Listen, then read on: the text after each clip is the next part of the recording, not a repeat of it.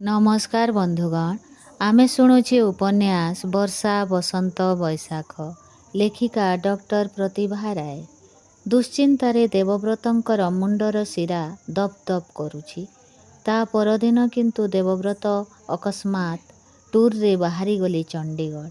हुएत सेदिन रातिर घटना परी सुलग्ना को सामना करबा पई तांकर इच्छा नथिला। सुलग्ना मध्य बंचीगला। देवव्रतंक सामना को जीवा पाई तार मानसिक प्रस्तुति दरकार। सेथिपाई किछि दिन समय आवश्यक। दीर्घ 11 दिन देवव्रत चंडीगढ़ रे रहिबे। सोनी को से कथा कही जाइछंती देवव्रत। दीपक मध्य ता पूर्वरु फेरी जाइछंती। भल हेइछि। दीर्घ 11 दिन सुलग्ना केवल भाबिछि तार अतीत वर्तमान आउ भविष्यत। अंतहीन से भावना, सांत्वनाहीन से वेदना। देवव्रतंकर घृणा को पाथेय करी केमिति से तांकर आश्रा तले जीवन काटिबो। तेबे एते दिन धरी देवव्रतंकर से केवल आश्रिता ही रहिछि, प्रेमास्पदा होई पारिनी। देवव्रत जे मूलरु ताकू घृणा करुथिले एपरि धारणा काहींकि तार हेला नाही। तार देहटाकू से एमिति अदृश्य मणुथिले बोली काहींकि से बुझी पारिला नाही। तेबे तो से आजी एपरि एक कांड करी बसी न थांता। देवव्रतंकर घृणा पाई तार आजी आउ नूतन वेदना जागंता नाही ना। ताकू किछि गोटे हेले करिबाकू हेबो। देवव्रतंकर दयार दान से ग्रहण करि पारिबनी। तार योग्यता अछि, शिक्षा अछि, से निजर संस्था करि पारिबो। दीर्घ 11 दिन सुलग्नार स्नान आहार निद्रार कौनसी ठिकणा नाही। सोनी को कौन देवव्रत छाड़ीदेवे? सोनी देवव्रतंकर संतान नुहे। देवव्रतंकर ता उपरे कौनसी अधिकार नाही। एकथा सत हेले मध्य आजी से ताहा प्रमाण कले तार चरित्र ओ सोनीर भविष्यत ता द्वारा उज्जवल हेब नाही। सोनी आउ पिला नुहे। एथिपाई सोनी ताकू आदो क्षमा करि पारिबनी। सुलग्ना किछि स्थिर करि पारुनी। तेबे कौन आत्महत्या श्रेयस्कर? ना, ता से पारिबनी। जेतेबेले पारिथांता सेतेबेले पारि नाही। आजी एई गतायु बसंतरे सोनी को काहा भरोसारे छाड़ी देई से आत्महत्या करिवो? आजिर उदार महान देवव्रत तार मृत्यु परे सोनी को जे निराश्रय करी न देबे तार बाकी भरोसा अछि। सुलग्नार रक्तचाप बढ़ी जाउछि। सुलग्नार छातीरे असह्य जंत्रणा। एते बड़ संसार रे तारे दुसह वेदना को भाग करि नेबाकू केही नाही।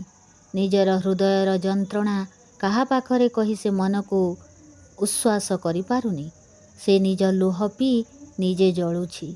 सोनी पाखरे मुहरे हस फुटाउछि। सुलग्ना असुस्थ होई पड़ुछि दिनु दिन। 11 दिन पाई टूर रे जाई 20 दिन परे फेरी आसी देवव्रत सुलग्नार असुस्थतार खबर पाई अपराध बोधरे भांगी पड़ुछंती।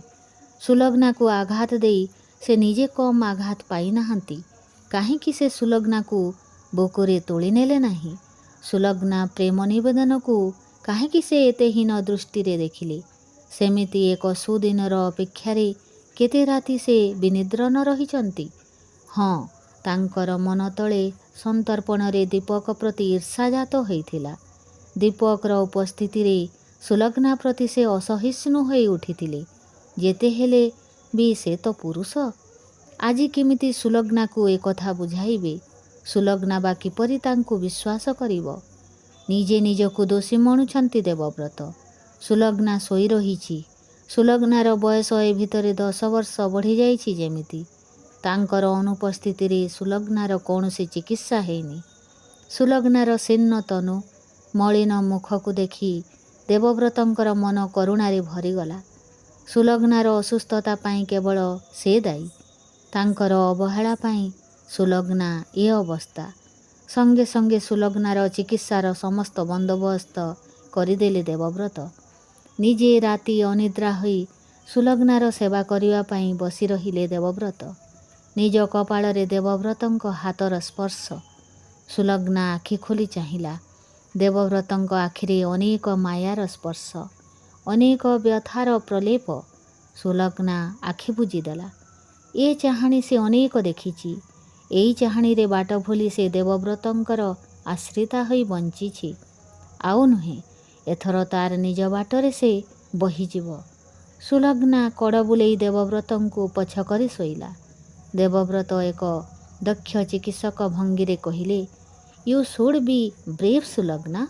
ତୁମର ସ୍ୱାସ୍ଥ୍ୟ ଯେମିତି ଅବସ୍ଥାରେ ପହଞ୍ଚିଗଲାଣି, ତମେ ମୋଟେ ଦୁଶ୍ଚିନ୍ତାକୁ ପ୍ରଶ୍ରୟ ଦେବା ଉଚିତ ନୁହେଁ। ସୁଲଗ୍ନା ନିଜ ବିଛଣାରେ ଉଠି ବସିଲା। ଦୁଇ ହାତ ଯୋଡ଼ି ଥରଥର କଣ୍ଠରେ କହିଲା, ତମକୁ ଅନୁରୋଧ କରୁଛି ଦେବବ୍ରତ, ମୋତେ ଏତେ ଦୟା ଦେଖାଅ ନାହିଁ। ତମର ଦୟାକୁ ପାଥେୟ କରି ମୁଁ ଆଉ ବଞ୍ଚି ନପାରେ। ମୋତେ ମୋର ବାଟ ବାଛି ନେବାକୁ ହେବ। ଏତେ ଦିନ ଧରି ମୁଁ ତୁମର ଧନ ଅପଚୟ କରିବା ସାଙ୍ଗେ ନିଜକୁ ହିଁ ଅପଚୟ କରିଦେଇଛି। ଦେବବ୍ରତ ଅପରାଧୀ ଭଳି ମୁଣ୍ଡ ତଳକୁ ପୋତି ଦେଇ ଅନେକ ସମୟ ଧରି ଚୁପଚାପ ବସି ରହିଲେ। ତାପରେ ଧୀର କଣ୍ଠରେ କହିଲେ, ସୁଲଗ୍ନା, ତମ ପାଖରେ ନିଜକୁ ମୁଁ ଆଜି ସମର୍ପଣ କରିଦେଉଛି। ମୋତେ କ୍ଷମା କର। ଦେବବ୍ରତ, ମୋ ଭଳି ଏକ ଅବାଞ୍ଛିତ ନାରୀ ପାଖରେ ତମର ଆତ୍ମସମର୍ପଣ ନିତାନ୍ତ ନାଟକୀୟ। ଏହା ହିଁ ଏ ନାଟକର ଶେଷ ଦୃଶ୍ୟ ହଉ। ତମର ସାମାନ୍ୟ ଇଙ୍ଗିତ ମାତ୍ରେ ତମ ଜୀବନରେ ବହୁ ବାଞ୍ଛିତା ନାରୀଙ୍କର ଅଭାବ ହେବ ନାହିଁ। ମୁଁ ତାର ପଥରୋଧ କରିବାକୁ ଚାହେଁ ନା। ତମର 12 ବର୍ଷ ଅଭିନୟର ଏହି ଚରମ ଦୃଶ୍ୟ ହେବା ବାଞ୍ଛନୀୟ। ଦେବବ୍ରତ ମଳିନ ପଡ଼ିଗଲେ। ଧୀରେ ଧୀରେ ଉଠିଯାଇ ଝରକା ପାଖରେ ଛିଡ଼ା ହେଲେ। ନିଜର ଦୃଷ୍ଟି ସୀମାକୁ ଅନନ୍ତ ନୀଳିମାରେ ହଜାଇ ଦେଇ ଭାବନାରେ ହଜିଗଲେ। ସେଦିନ ରାତିର ଅନ୍ଧକାର ଭିତରେ ଯେମିତି ସୁଲଗ୍ନା ନିଃଶବ୍ଦରେ ପାଦ ଚିପି ଚିପି ଦେବବ୍ରତ ଶଯ୍ୟାଧାରରେ ଠିଆ ହୋଇଥିଲା, ଆଜି ଠିକ୍ ସେମିତି ଅନ୍ଧକାର ଭିତରେ ଦେବବ୍ରତ ଠିଆ ହେଲେ ସୁଲଗ୍ନାର ଶଯ୍ୟାଧାରରେ। ଦିନର ଆଲୋକରେ ଯେଉଁ କଥା ସେ ସୁଲଗ୍ନାକୁ କହିପାରି ନାହାନ୍ତି, ରାତିର ଅନ୍ଧକାରରେ ତାକୁ ସେ ତାହା କହିପାରିବେ। ଦେବବ୍ରତ ଅନ୍ଧକାରରେ ଅଣ୍ଡାଳି ଅଣ୍ଡାଳି ସୁଲଗ୍ନାର ମୁହଁଟିକୁ ଦୁଇ ହାତରେ ଚାପି ଧରିଲେ। ସୁଲଗ୍ନା ଚିତ୍କାର କଲା, କିଏ? ମୁଁ ଦେବବ୍ରତ। ଦେବବ୍ରତ ସୁଲଗ୍ନାର ମୁହଁରେ ଚୁମ୍ବନର ଏକ ଅସ୍ଥିର ସ୍ପର୍ଶ ଦେଉ ଦେଉ କହିଲେ। ଶକ୍ ମାରିଲା ଭଳି ନିଜ ଶଯ୍ୟାରେ ଉଠି ବସିଲା ସୁଲଗ୍ନା। ହାତ ବଢ଼ାଇ ଆଲୁଅ ଜାଳିଦେଲା। କମ୍ପିତ ଗଳାରେ କହିଲା, ଦେବବ୍ରତ, ତମେ? ହଁ ସୁଲୁ, ତମର ଦୁଃଖ, ତମର ବେଦନା, ତମର ଅସୁସ୍ଥତା ମୁଁ ଆଉ ସହିପାରୁନି। ଦେବବ୍ରତ ସୁଲଗ୍ନାକୁ ଆଲିଙ୍ଗନ ଭିତରକୁ ଟାଣି ଆଣି କହିଲେ। ସୁଲଗ୍ନାର ଇଚ୍ଛା ହେଉଥିଲା ଦେବବ୍ରତଙ୍କର ସେଇ ଚିର ଇପ୍ସିତ ପ୍ରଶସ୍ତ ଛାତିରେ ମୁଣ୍ଡ ରଖି ସେ ଟିକେ କାନ୍ଦି ନିଅନ୍ତା। ଜୀବନର ଥରକ ପାଇଁ ଆଶ୍ୱସ୍ତିର ଆଖି ବୁଜନ୍ତା। ମାତ୍ର ପରମୁହୂର୍ତ୍ତରେ ଅଗ୍ନି ଭଳି ଜଳି ଉଠି ଦେବବ୍ରତଙ୍କ ଠାରୁ ନିଜକୁ ମୁକ୍ତ କରିନେଲା। ଦେବବ୍ରତ କମ୍ପିତ ଗଳାରେ କହିଲେ, ସମସ୍ତେ ଜାଣନ୍ତି ଆମେ ସ୍ୱାମୀ ସ୍ତ୍ରୀ। ତମକୁ ମୁଁ ବିବାହ କରିଛି। ମାତ୍ର ତମ ବିବାହର ସେଇ ନିଷ୍ଠୁର ସର୍ତ୍ତଟାକୁ ସମ୍ମାନ ଦେଇ ଜୀବନର ଅନେକ ବର୍ଷ ନଷ୍ଟ କରିଦେଇଛି। ସେଇ ସର୍ତ୍ତଟା ଯେ ଏକ ଅବାସ୍ତବ କଥା, ଏକଥା ମୋର ବୁଝିବାର ଥିଲା। ସେଥିପାଇଁ ତମକୁ ମୁଁ ତିଳ ତିଳ କରି ଜାଳିଛି। ମୋତେ କ୍ଷମା କର। ଦେବବ୍ରତ ସୁଲଗ୍ନା ବେଳୁବେଳ ଜଳି ଉଠୁଛି। ହଁ ସୁଲଗ୍ନା, ତୁମେ ନାରୀ, ଯୁବତୀ, ରୂପସୀ, ଦୀପକ ଭଳି ଏକ ମିଥ୍ୟାବାଦୀକୁ ପ୍ରେମ କରିଥିଲ ବୋଲି ସାରା ଜୀବନ କାହିଁକି ଜଳିବ? ମୁଁ ତୁମକୁ ସୁଖୀ କରିବି ସୁଲଗ୍ନା। ଦେବବ୍ରତ, ତୁମେ କ'ଣ ମୋର ସେଦିନର ଆତ୍ମସମର୍ପଣର ଅର୍ଥ ତାହା ହିଁ ବୁଝିଛ? ଦେହର କ୍ଷୁଧାରେ ଅସ୍ଥିର ହୋଇ ମୁଁ ଯେ ତମ ପାଖରେ ନିଜକୁ ସମର୍ପଣ କରିଥିଲି, ଆଉ ତାହା ନ ପାଇ ଯେ ମୋର ଏ ଦୁଃଖ ବେଦନା ଅସୁସ୍ଥତା, ଏହା ହିଁ ଯଦି ତମେ ଭାବିଥାଅ, ତେବେ ମୋ ଜୀବନରେ ୟାଠାରୁ ବଳି ଦୁଃଖ ଆଉ କ'ଣ ଅଛି? କିନ୍ତୁ ସୁଲଗ୍ନା, ତାହା ହିଁ ତ ଜୀବନର ସତ୍ୟ। ତମେ ତ ନାରୀ, ତମର କ'ଣ ଦେହର କ୍ଷୁଧା ସମ୍ପୂର୍ଣ୍ଣ ନିର୍ବାପିତ? ତମେ କ'ଣ ଦୀପକର ଶଯ୍ୟାକୁ ଥରଟିଏ ଉତ୍ତପ୍ତ କରି ସମ୍ପୂର୍ଣ୍ଣ ଶେଷ ହେଇଯାଇଛ? ଦେବବ୍ରତ, ଦେହର କ୍ଷୁଧା ପାଇଁ ମୋ ଜୀବନରେ ପୁରୁଷର ଅଭାବ ହେଇନଥାନ୍ତେ। ଆଜି ବି ଚାହିଁଲେ ସେ ଅଭାବ ହେବନି। ତମଠାରୁ ମୁଁ ଯାହା ଚାହିଁଥିଲି, ତାର ଅର୍ଥ ଯେ ତମେ ଏମିତି କରିବ ତା ଯଦି ମୋର ଧାରଣା ଥାନ୍ତା, ନା, ତମେ ଚାଲିଯାଅ, ମୋତେ ଭାବିବାକୁ ଛାଡ଼ିଦିଅ। ୟା ପରେ ମୁଁ ଆଉ କ'ଣ କରିପାରେ? ୟା ପରେ ମୋର ନାରୀତ୍ୱର ଲାଞ୍ଛନାର ଅବଶିଷ୍ଟ ରହିଲା କ'ଣ? ସୁଲଗ୍ନା ନିଜ ଶଯ୍ୟାରେ ଲୋଟି ପଡ଼ି ସବୁକିଛି ହରାଇ ଦେଇଥିବା ନାରୀଟି ଭଳି କାନ୍ଦି ଉଠିଲା। ପରାଜିତ, ଅପମାନ, ଅବୁଝା, ଅସହାୟ ବୋଧରେ ମନକୁ ଭାରାକ୍ରାନ୍ତ କରି ଫେରି ଯାଉ ଯାଉ ଦେବବ୍ରତ ଭାବୁଥିଲେ, ଆଜି ବି ସୁଲଗ୍ନାର ରୂପର ଗର୍ବ ତୁଟି ନାହିଁ। ତା ପରଦିନ ସକାଳୁ ସୁଲଗ୍ନା ନିଜ ମନକୁ ସ୍ଥିର କରି ଶଯ୍ୟା ଛାଡ଼ିଲା। ଦେବବ୍ରତଙ୍କୁ କିଛି ନ କହି ବାହାରକୁ ଯିବା ପାଇଁ ପ୍ରସ୍ତୁତ ହେଲା। ଦେବବ୍ରତ କିଛି ପଚାରିଲେ ନାହିଁ। ଡ୍ରାଇଭରକୁ ଡାକି କହିଲେ, ଗାଡ଼ି ବାହାର କର, ମା ବାହାରକୁ ଯିବେ। ନା, ମୁଁ ଟ୍ୟାକ୍ସିରେ ଯିବି। ତମେ ଗାଡ଼ିରେ ଡାକ୍ତରଖାନା ଯିବ। ମୋର ଫେରିବାକୁ ଅନେକ ଡେରି ହେବ। ମୁଁ ଟ୍ୟାକ୍ସି କରି ଚାଲିଯିବି। ତମକୁ ଗାଡ଼ିରେ ହିଁ ଯିବାକୁ ହେବ। ଅନ୍ତତଃ ଯେତେଦିନ ମୋର ସ୍ତ୍ରୀର ପରିଚୟ ନେଇ ତୁମେ ବାହାରକୁ ବାହାରୁଛ। ଓଃ, ବେଶ୍, ତ ତାହା ହିଁ ହଉ। ଦେବବ୍ରତକୁ କିଛି ନ କହି ସୁଲଗ୍ନା ବାହାରିଗଲା। ଦେବବ୍ରତ ମଧ୍ୟ ସୁଲଗ୍ନା କେଉଁଠିକି ଯାଉଛି ତାହା ପଚାରିଲେ ନାହିଁ। ସୁଲଗ୍ନା ଭାବିଲା ତାର କୌଣସି କଥାରେ ଦେବବ୍ରତଙ୍କର କିଛି ଯାଏ ଆସେ ନାହିଁ। ଦେବବ୍ରତଙ୍କ ଠାରୁ ନିଜର ମନର ବନ୍ଧନକୁ ଛିନ୍ନ କରି ଦୂରକୁ ଚାଲିଯିବାରେ ଆଉ କିଛି ବାଧା ନାହିଁ। ଗାଡ଼ିରେ ବସି ସୁଲଗ୍ନା ସ୍ଥିର କରିନେଲା କେଉଁଠିକି ଯିବ। ଦୀପା ଘରେ ତାର ଅବସ୍ଥାନ କାଳରେ ଅମରେନ୍ଦ୍ରଙ୍କ ପାଖକୁ ସମୟେ ସମୟେ ଯାଉଥିବା ମିଷ୍ଟର କପୁର, ମିଷ୍ଟର ମଲ୍ହୋତ୍ରା ଆଉ ମିଷ୍ଟର ନଟରାଜନଙ୍କ ସହ ତାର ସାମାନ୍ୟ ପରିଚୟ ସୂତ୍ର ଧରି ସେ ସେମାନଙ୍କ ପାଖରେ ଠିଆ ହେବ ପ୍ରାର୍ଥୀ ହେଇ। ନିଜର ଶିକ୍ଷାଗତ ଯୋଗ୍ୟତା ଦର୍ଶାଇ ସେମାନଙ୍କ ଫାର୍ମରେ ଯେକୌଣସି ଏକ ଚାକିରି ତାକୁ ଯୋଗାଡ଼ କରିବାକୁ ହେବ। ସରକାରୀ ଚାକିରିର ବୟସ ସେ ଅତିକ୍ରମ କରି ଆସିଛି। ପ୍ରାଇଭେଟ୍ ଫାର୍ମରେ ଅନେକ ଝିଅ ଏମିତି ଚାକିରି କରୁଛନ୍ତି। ଚାକିରି କରିବା ପାଇଁ ସେ ଭୟ କରିବାର ବୟସ ତ ତାର ନାହିଁ। ପ୍ରଥମେ ମିଷ୍ଟର କପୁରଙ୍କୁ ସେ ଭେଟିବ। ତାଙ୍କର ବିରାଟ ଫାର୍ମ, ଚାକିରି ମିଳିଯାଇପାରେ। ଏତେ ବର୍ଷ ପରେ ମିଷ୍ଟର କପୁର ସେହି ସାମାନ୍ୟ ପରିଚୟର ସୂତ୍ର ଧରି ତାକୁ ଯଦି ନ ଚିହ୍ନିବେ। କିନ୍ତୁ ତାକୁ ଦେଖୁ ଦେଖୁ ମିଷ୍ଟର କପୁର ଉଚ୍ଛ୍ୱସିତ ହେଇ ଉଠିଥିଲେ। କୃତ୍ୟ ହେବା ଭାଙ୍ଗିରେ କହିଲେ, ନମସ୍କାର, ଆସନ୍ତୁ ଆସନ୍ତୁ। କ'ଣ ଦରକାର? ଫୋନରେ ଜଣେଇଥିଲେ ମୁଁ ନିଜେ ଯାଇ ପହଞ୍ଚିଥାନ୍ତି। ଆପଣ କାହିଁ କଷ୍ଟ କରି ଆସିଲେ? କୁହନ୍ତୁ ଆଜ୍ଞା, what can I do for you? Mister କପୁରଙ୍କର ଅତ୍ୟଧିକ କୃତ୍ୟ ଭାବରେ ବିମୂଢ଼ ହୋଇଯାଇ ସୁଲଗ୍ନା ପ୍ରଶ୍ନ କଲା, ଆପଣଙ୍କୁ ମୁଁ ପରିଚୟ ଦେଇନି ମିଷ୍ଟର କପୁର? ଆପଣ ମୋତେ ଠିକ୍ କି କଥା ଆଜ୍ଞା? ଆପଣଙ୍କୁ ଚିହ୍ନିବିନି? ଡକ୍ଟର ମହାପାତ୍ରଙ୍କୁ କିଏ ନ ଜାଣେ? ମୋତେ ସେ ବଞ୍ଚେଇ ଦେଇଛନ୍ତି ଆଜ୍ଞା। ତାଙ୍କ ଭଳି ଜଣେ ଡକ୍ଟର ଭାରତରେ ବିରଳ। ତା ଛଡ଼ା ଲୋକ ହିସାବରେ ସେ ଯେ ମହାନ। ରୋଗୀର ପଇସା ଅପେକ୍ଷା ରୋଗୀର ଜୀବନଟାର ମୂଲ୍ୟ ତାଙ୍କ ପାଖରେ ବେଶୀ। ଆପଣଙ୍କ ପାଦଧୂଳି ଏଠାରେ ପଡ଼ିବା ମୋର ଭାଗ୍ୟ। ସୁଲଗ୍ନା ଆରକ୍ତ ହୋଇ ଉଠିଲା। ନା, ୟା ପରେ ଆଉ ଏଠାରେ ସମୟ ନଷ୍ଟ କରିବାର ଆବଶ୍ୟକତା ନାହିଁ। ମିଷ୍ଟର କପୁରଙ୍କର ଆଦର ଅଭ୍ୟର୍ଥନାରେ ଆପ୍ୟାୟିତ ହୋଇ କୌଣସି ମତେ ସେଠାରୁ ଫେରିଲା ସୁଲଗ୍ନା। ତାପରେ ମିଷ୍ଟର ମଲ୍ହୋତ୍ରା, ମିଷ୍ଟର ନଟରାଜନ, ସବୁଠି ସେଇ ପର୍ବର ପୁନରାବୃତ୍ତି। ଡକ୍ଟର ମହାପାତ୍ରଙ୍କର ଅଜସ୍ର ପ୍ରଶଂସା, ଯଶ, ଗାନ, କୃତଜ୍ଞତାରେ ପୋତି ହୋଇ ସନ୍ଧ୍ୟାରେ ଫେରିବା ବେଳକୁ ସୁଲଗ୍ନା ରୀତିମତ କ୍ଳାନ୍ତ।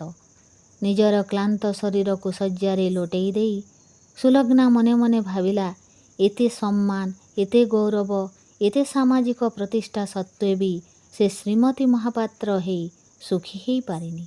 ଏସବୁ ସମ୍ମାନ, ଗୌରବ ସବୁ ମିଛ, ଫାଙ୍କି। ମାତ୍ର ଡକ୍ଟର ମହାପାତ୍ରଙ୍କର ପରିଚୟ ନେଇ ସେ କାହା ପାଖରେ ସାମାନ୍ୟ କେତେ ଟଙ୍କାରେ ଚାକିରି ଖଣ୍ଡେ ପାଇଁ ପ୍ରାର୍ଥୀ ହୋଇ ନିଜର ଗୌରବ, ଦେବବ୍ରତଙ୍କ ସମ୍ମାନକୁ କ୍ଷୁଣ୍ଣ କରିବା ସମ୍ଭବ ନୁହେଁ। ତା ସେ କରିପାରିବନି। ତେବେ କ'ଣ ଏମିତି ଏକ ଫାଙ୍କି ଭିତରେ ସେ ବଞ୍ଚି ରହିବା ଦେବବ୍ରତଙ୍କର ପ୍ରେମହୀନ ଆଶ୍ରୟ ତଳେ? ବଞ୍ଚି ରହିବ ଦେବବ୍ରତଙ୍କର ପ୍ରେମହୀନ ଆଶ୍ରୟ ତଳେ? କ୍ଳାନ୍ତି ମେଣ୍ଟିଯିବା ପରେ ସୁଲଗ୍ନା ଉଠିଲା। ସୋନିର ପାଟି ଶୁଭୁନାହିଁ। ତେବେ କ'ଣ ସୋନି ଏଯାଏ ସ୍କୁଲରୁ ଫେରିନି? ଅନେକ ଦିନ ହେବ ଦେବବ୍ରତ ସୋନିକୁ କୌଣସି ଏକ ଭଲ ହଷ୍ଟେଲକୁ ପଠାଇ ଦେବାକୁ ସ୍ଥିର କରିଛନ୍ତି। ସେଥିପାଇଁ ଦେବବ୍ରତଙ୍କ ସଙ୍ଗେ ତାର ବହୁବାର ମତାନ୍ତର। ତେବେ କ'ଣ ତାହା ହିଁ କଲେ ଦେବବ୍ରତ?